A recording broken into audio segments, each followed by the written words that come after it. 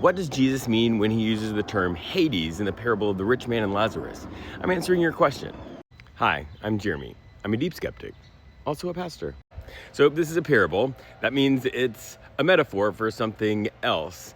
But let me give you the basic overview that you need to understand the answer to this question. It's got two characters, the rich man, Lazarus. The rich man is seen to be bad and evil. Lazarus, who is a poor person who is sick, is seen to be good in this story. And that's kind of a reversal that happens, something that's unexpected. And then they both die, and it tells the story of their afterlife.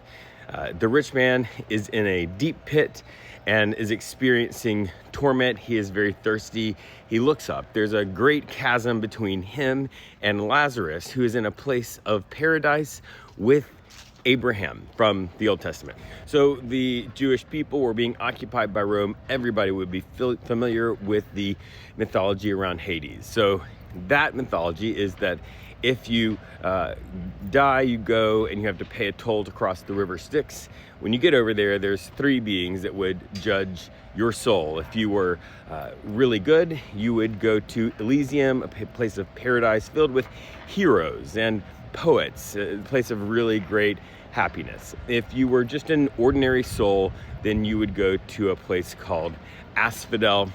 And then if you were wicked, you would go to Tartarus, and that was a place of torment. Tartarus is not a place you want to go.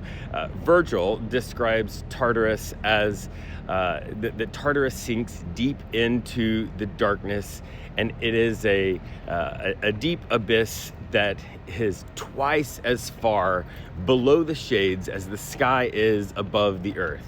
Now, if you heard this myth or studied this in school, you remember that there are all kinds of different punishment that is sort of unique to each wicked person's wickedness in this life.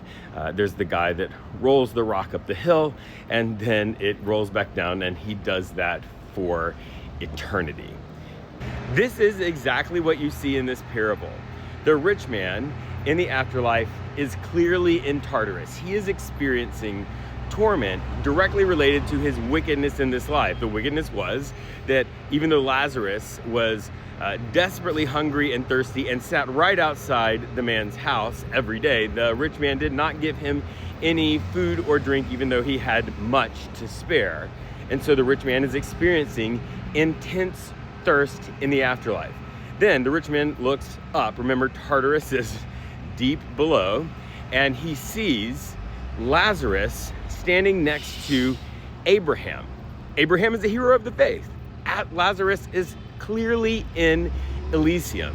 And then when he asks Abraham to give him some water, Abraham's response is, there is a deep chasm between us, and we can't cross from here to there. Jesus is not saying that the Roman myth of Hades is exactly what the afterlife is about.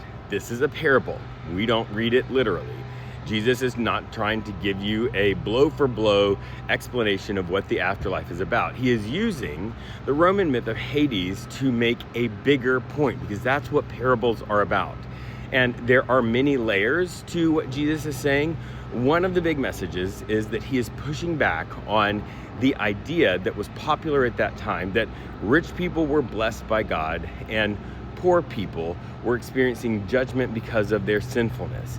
Because in the afterlife, the rich person is in Tartarus and the poor person is in Elysium with a hero of the faith.